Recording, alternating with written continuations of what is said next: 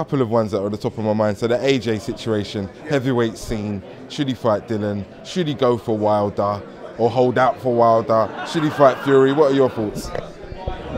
The first thing I want to say with regards to Anthony Joshua, the likes of myself and the Bunny Sterlings and the Bunny Johnsons and the John Contes, all those people have worked their cods off to break down barriers in this sport.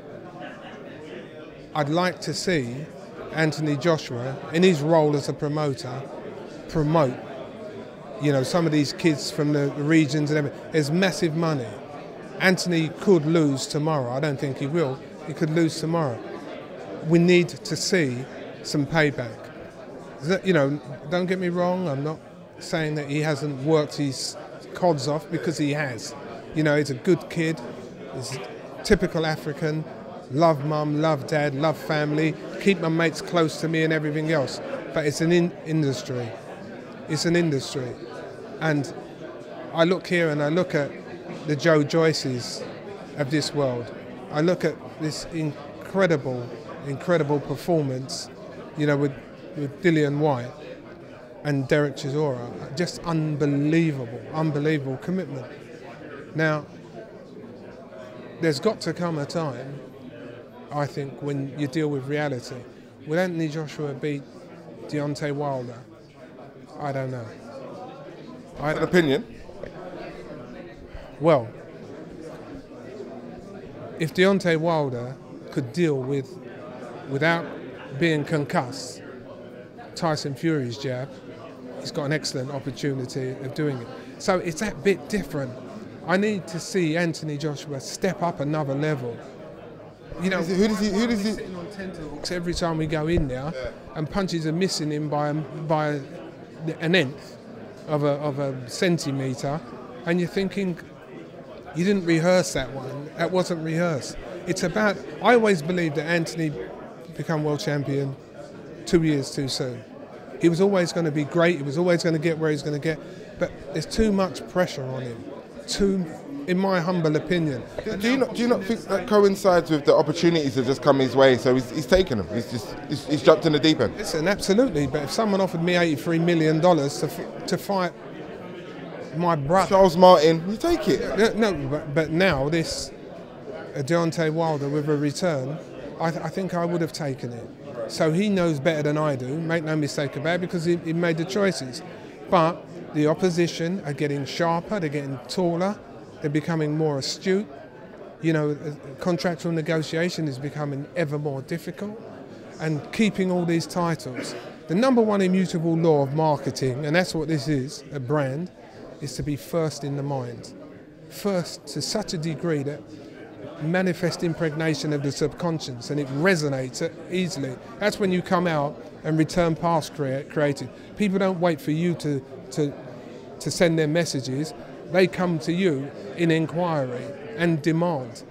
And that, to my mind, perfectly sums up the situation that we've got now with regards to Anthony Joshua and his exalted position.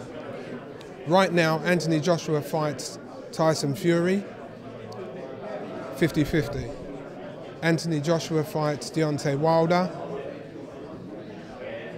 It might be 55-45 in favour of Wilder. 2 years from now, Anthony Joshua beats all of them.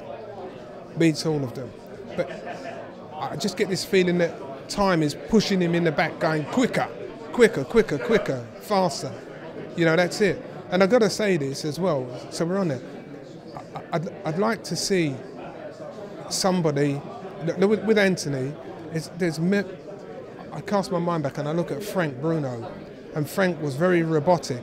Anthony is a lot more supple, a lot more lithe than Frank was, and that's better athlete than Frank. Yeah. But on here, there needs to be some influence. There needs to be some change. I need to see some dancing men in that corner, and you know exactly what I'm talking about. And Anthony, if you watch this, you know what I'm talking about as well. We need to see some balletic people, Man ain't breakdancing no more. That ain't in it. And there's a certain kind of man that has movements. And he pays the bill so he can go and find them. And you need to. That's... No, I agree. Well, I take your point. I understand what you're saying. He's doing all right, so I can. It's almost that. Why do you change your winning formula, sort of? The reason you change a winning formula is because you've done your research, and now it's all about implementation. You can't keep. Listen, what is your normal mode? Somebody else who wants to out-achieve you is taking that on board. Like Eubank said here at the opening, I know the way you fight. I know the way you fight. Well, I can promise you one thing, Chris, you don't know the way he fights because God gave him ability to fight. What you've got to do is bring him back to your level. Or if that's the case, raise him to your level. But you don't know the way that he fights. Because even he doesn't know the way that he fights. Dillian Whyte. See, what does he push for? In your opinion? It's all opinions. Do you know a very funny story? Spencer Fearon phoned me up 9 years ago. I phoned him up and said, look, there's a kid from South Africa.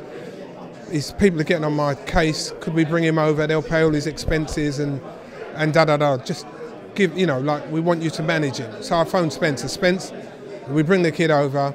He comes down to that gym that Spencer had near Liverpool Street. There's a few of us in there. The kid turns up.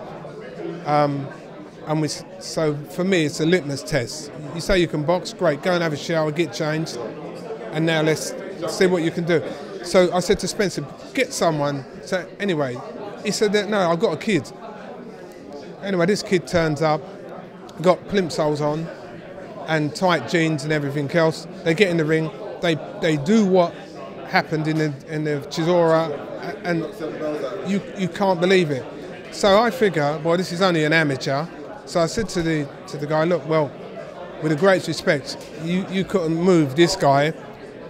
There ain't no room for you where you need to come here. You're not a Commonwealth fighter. There's nothing we can do. Anyway, the guy who had the plimsolls on was Dillian Whyte. Well, Spencer and I often laugh about this with Dillian Whyte.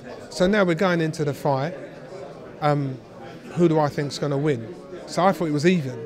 Spencer said, no, there's no way Chisora wins. No way whatsoever. But I'd witnessed the change in Chisora.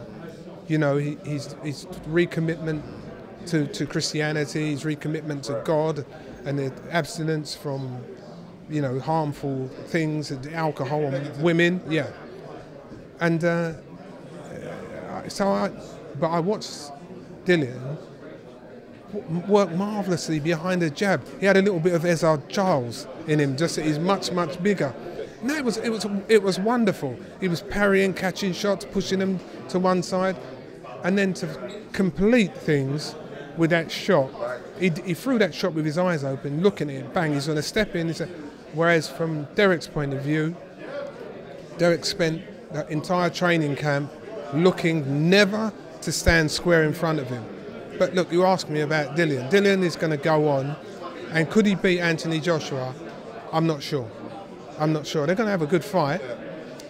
He's a different fighter altogether. Who's improved more significantly? I think Dillian has. But remember, Dillian got knocked spark out in that first fight. He made so many mistakes, it's unbelievable. But if he can control and work, a bit like Lewis Hamilton, and working with the pits. If you're taking things on board, you've got more opportunities. Look for this, look for that. And you've got to remember, in that corner, it's a Tibbs corner. So they're very methodical, very pedantic. And if they go out and set their store on working to a plan, in other words, who knows what can happen.